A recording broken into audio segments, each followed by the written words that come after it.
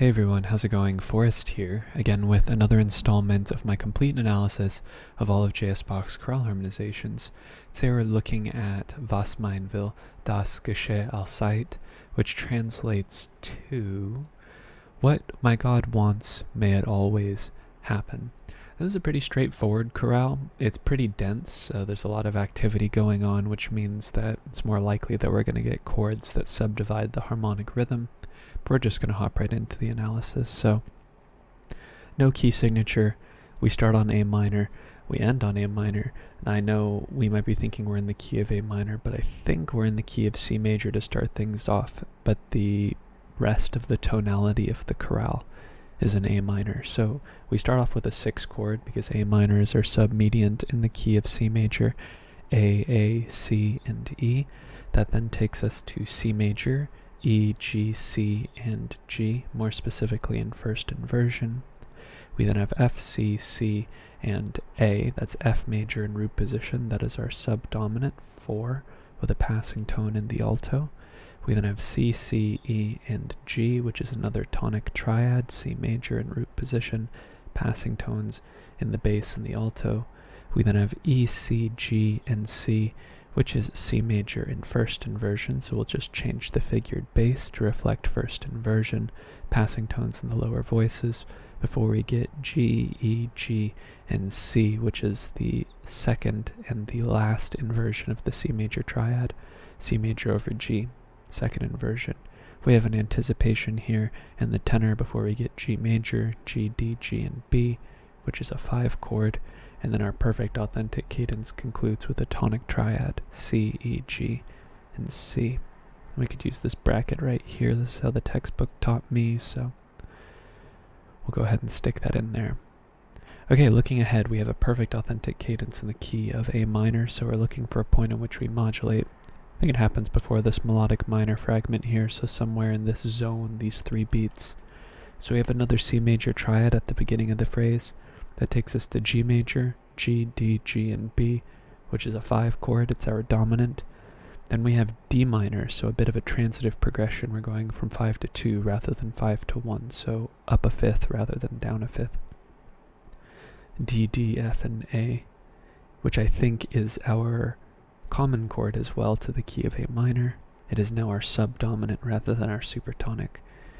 We have some passing tones here in the bass and the alto before we get F sharp, A, D, and D, which is D major. So some cross relations here. We have F natural and F sharp. That is D major in first inversion, which is 4-6. And if we look at this passing G sharp, as we are connecting from 4-6 to 1, which is a pretty common chord progression in Bach's music, we have G sharp, B, E, and this common D, which is now the 7th of this D7 chord in first inversion. That's 5-6-5. I meant E7. Did I say D7? I meant E7. Then we have A minor, A, C, E, and D. However, this D is a 4-3 suspension over the bass. So we know that a 1 chord is being implied here. However, when the C resolves down, we have a passing tone in the inner voice. Well, we have passing tones in both of the inner voices, and it actually interrupts the full resolution of this chord because we have D, F sharp, C, and A here, which would be like a passing D7 chord in second inversion, so 4-4-3. And the reason why I mark that is because a 5 chord comes afterwards, and 4 is a logical predecessor to 5. So E, E, G sharp, and B. What's your 5 chord? Passing 7th in the bass before we get C, E, A, and C, which is a tonic triad in first inversion, passing tone in the bass again, and then we get E, E, A, and B. This A is a 4-3 suspension over the bass. This is just implying a 5 chord. This G sharp is our resolution. This F sharp is an ornament. We can mark that. This D right here actually turns the chord into a 5-7 chord right here, and this C becomes an ornament. Because we have E, D, G sharp, and B, that is then reiterated on the 8th note, the 4 and, before we cadence on A minor, A, C, E, and A, which is our tonic triad in root position. Okay, looking ahead to the B section, we have a perfect authentic cadence in the key of G major, and I think we modulate right off the bat because we have G natural and F sharp happening in close succession to one another, and that either implies that we have some Dorian action going on or we've modulated, and I think we've modulated. So this A minor triad is now our supertonic, A, C, E, and A, passing 7th in the bass before we get F sharp, C, D, and A. This is a good sign because 2 wants to go to 5. This is D7 in first inversion, so 5, 6, 5. Neighbor tone in the bass and a non-chord tone in the tenor. I'm sorry, that A is a chord tone, we don't need to mark it. We then have F sharp, D, D, and A, so the 7th is gone, so we could just change the figured bass here from 6-5 to 6-3. Let me make that a little bit more legible, because if it's hard for me to read, it's definitely going to be hard for you to read. And the chord gets thrown into root position on the and, so just a long 5 chord over 2 beats. We then get G major, G, D, G, and B, which is our tonic triad. Root position, neighbor tone in the bass before we get G, D, G, and B again. But if you've watched any of my past videos, the analytical alarm should be going off in your head if you see all 4 voices occurring on an off beat. In this case, it's happening on 4 and. We have F sharp, D sharp, A, and A. I'm just going to move my keyboard out of the way real quick. It's getting in the way of my handwriting. And this is a D sharp diminished triad in first inversion, so that would be 7-6 of 6, as D sharp is the leading tone to E, and E is our submediant in the key of G major. And of course our next chord is E minor, E, E, G, and B, which is our submediant, like I said. And we have another neighbor tone here. We're seeing the same bass figure that we had before. Up a step, down a step, down a step, before we get E, B, G, and G, which is our 6th chord again, so we don't need to reanalyze. It's like the same thing that's sort of happening here. And then if we look, we have B, F sharp, G, and D, which is kind of like a tonic 1, like a tonic 7 chord, but I don't think we need to analyze it too much. Just a little bass sequence here with some variety in the upper voices. That then takes us to C, C, E, and G, which is our tonic, our subdominant triad 4 in root position. If you look at this A as the chord tone, you could make the argument that this is a 2-7 chord in root position, but they're more or less the same chord. A 2-7 chord is just a 4 chord with an A in the bass. And then we have D, A, D, and F sharp, which is our tonic triad. Or sorry, I keep on calling it our tonic triad. It is our dominant triad, D major in root position, before we cadence on G major. G, B, D, and G. Perfect authentic cadence in the key of the subtonic. It's a pretty common place for Bach to go to in minor keys. It's the flat 7. Alright, looking ahead, we have our first non-authentic cadence in the end, maybe our only non-authentic cadence in the chorale. It's a half cadence in the key of A minor, so we're looking for a point in which we modulate, and I think we modulate straight away because we have F sharp and G sharp happening in pretty close proximity to one another around here. So this C major chord, C, C, E, and G with the passing 7th and the tenor is our subdominant 4, but it's also our mediant in the key of A, so I think that that's where we are going. We have kind of an unusual progression here. We have C, A, F sharp, and A. You might be tempted to call this a secondary dominant, like, what would it be? It would be like a 7 of 4 maybe, but it doesn't ever resolve to D minor.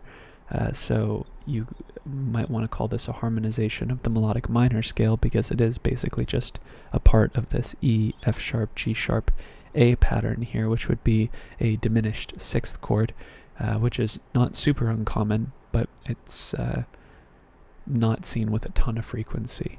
But we do see them from time to time. However, based on the progression that's going to happen afterwards, I think this F sharp is an accented non-chord tone, and this is actually A minor over C, C, A, E, and A. So the unusual nature of this progression is 3 going to 1. Because we would expect 3 to go to 6, but we have 3 going to 1. I guess you could say that 6 is happening here and then 1 is happening on the offbeat, but I don't think that that's really what's happening, and it's really not impacting the chord progression all that much because the chords are so similar to one another. 1 takes us to another chord with an accented non-chord tone. If we look at it on the downbeat, we have B, D, F sharp, and B, which is a B minor chord, so that would be 2 with no diminished symbol, because when you harmonize literally using the melodic minor scale, 2 becomes minor. But I think this F sharp is an accented non-chord tone, and this is actually G sharp diminished over B, which is 7/6, our leading tone chord. And then that takes us to A minor, A, E, A, and C in root position with a passing tone in the tenor. This 1-6-7-6-1 progression, or the reverse 1-7-6-1-6, very common chord progression in Bach's music. You see it all the time, which makes me feel like reducing the chord progression down to this is more logical, based on my previous experiences having analyzed the chorales, or as many chorales as I have. I think this is episode 158, so I do have some previous experience to comment. And then we have another unusual chord. We have G, G, E, and B. So no G sharps. We have cross relations again with the F natural against the F sharp, and the G natural against the G sharp, also in the bass as well. So this is a minor 5 chord, and it sounds that way when you listen to it. It's in first inversion, E minor over G. Okay, as we approach the cadence, we have F, C, E, and A. That is, depending on how you look at it, I think you could make the argument that this is a 1-6-4 chord because of the E here, but this really does sound like an F major 7 chord to me, which would be 6-7 in root position. And then we keep the F in the bass, F, D, D, and A, which is D minor over F. That's a 4-6 chord. Sorry, apologies, that's not a D. This is a B, so F, B, D, and A, which is 2-4-3. It's a B minor 7 flat 5 over F, which is second inversion. This A right here would be happening at the same time as this E, which is very brief, but this F is also just as brief. You could make the argument that 4-6 is happening here, but I think it's more likely that this is a B diminished chord, because the B and the D occur at the same time, and they get more of the proportion of the beat. So they're basically the same chord. So some type of D and chord with a D and an F, whether there's an A in it or whether there's a B in it, whatever the root you might, whether the B is the root or the D is the root, that's I don't think super important, because regardless, we're going to cadence on 5, and both of these chords would precede 5. And if you're looking here, we have flat 6 going to 5 in the bass in a half cadence. That's a Phrygian half cadence. So you could see that these half cadences where we have flat 6 going to 5 in the bass are actually quite common. We see them in a ton of the chorales, especially as of late. So here we have 2-4-3 going to 5. Typically 4-6 is what goes to 5 in my experience. So I don't know, maybe the trend will break and 2-4-3 will actually be what goes to 5, but when the texture is planar, like if we don't have as intricate counterpoint as we do here, where all the voices have a different rhythmic value or different note value, 4-6 is definitely the chord that you see most commonly, but sometimes it is a toss-up between the two. Alright, then we have a harkening back to the A section. It's like kind of like a ternary form here. We go back to the key of C major. So this 5 chord does resolve where we expect: A minor, A, C, and E, which is our tonic triad, and it also happens to be 6 in the key of C major. That then takes us to C major over E, E, G, C, and G, which is our tonic triad in first inversion. We then have F, C, C, and A. This is basically the same as our first phrase, so we can copy that over, but I will reiterate it. This is a 4 chord, passing tone in the alto. We then have C, C, E, and G, which is our tonic triad in root position, passing tone in the bass, passing tone in the alto, E, C, G, and C. That's a tonic triad in first inversion, so we won't reiterate the Roman numeral, we'll just change the figured bass. Passing tones in the lower voices, G, E, G, and C. That's a C major triad in second inversion, so we have fully rotated the triad. Anticipation in the tenor, G, D, G, and B. That's our dominant G major, and our perfect authentic cadence in the key of C ends with a C major triad, C, E, G, and C. We could add this bracket in here as well. Okay, last phrase. It's in the key of A minor, and we have an unusual cadence here. Maybe you could spot it if you look ahead. What makes this cadence a little unusual? So we start off with a C major triad, C, E, G, and C. We go to G major, G, D, G, and B. It's a 5 chord, it's our dominant, and that goes to D minor, D, D, F, and A. So it's a transitive progression. It goes against the grain of where we would expect 5 to go, which we would expect it to go to 1. This is also our common chord. We are modulating back to the key of A minor here, and it is now our subdominant. Passing tones in the alto and the bass before we get F sharp, A, D, and D, which is 4 major, so some cross relations going on here, and it's in first inversion, so 4, 6. And then we have some passing tones going on in the lower 3 voices. We have G sharp, B, E, and D, which is E7 over G sharp. That's a 5, 6, 5 chord, our dominant 7 in first inversion. We then have A minor, A, C, E, and D, again with this 4-3 suspension in the melody. So we know 1 is being implied here, but the resolution is interrupted by the inner voices changing to D and F sharp, which would leave us with a D7 chord over A, which is 4, 4, 3, a very harmonically dense passage here with 3 beats of like unrelenting chords. So of the 6 eighth notes over these 3 beats, 5 of them have a chord. That's very harmonically dense, and Bach already is a very harmonically dense composer. I have plans for the channel to look at chorales other than Bach's moving forward to kind of compare how harmonically dense the movement is and to see if there are any differences in the chord progressions. But here we have a very harmonically dense passage, and that's common fare for Bach, especially in his chorales. We then have E, E, G sharp, and B. That's our 5 chord with a passing 7th in the bass. We then get C, E, A, and C, which is our tonic triad in first inversion, A minor over C. This D is a passing tone, and then we get E, E, A, and B, which is implying a 5 chord, but there's a 4-3 suspension in the alto. This G sharp is our resolution, this F sharp is an ornament, and on beat 4, the chord gets turned into a 5-7 chord. This C is an ornament, and then we cadence, if you were thinking about it, this is not A major, but rather A minor. And if you know about Bach's minor chorales, he tends to cadence on a major tonic in the minor key.